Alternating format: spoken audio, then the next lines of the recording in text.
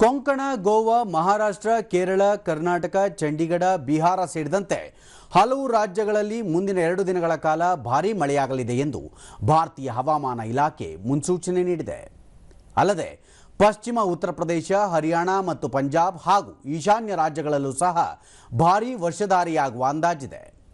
ಅಂಡಮಾನ್ ನಿಕೋಬಾರ್ ದ್ವೀಪಗಳಲ್ಲೂ ಸಹ ಇದೇ 26ರವರೆಗೆ ಮಳೆಯಾಗುವ ನಿರೀಕ್ಷೆ ಇದೆ ಎಂದು ಭಾರತೀಯ ಹವಾಮಾನ ಇಲಾಖೆ ತಿಳಿಸಿದೆ.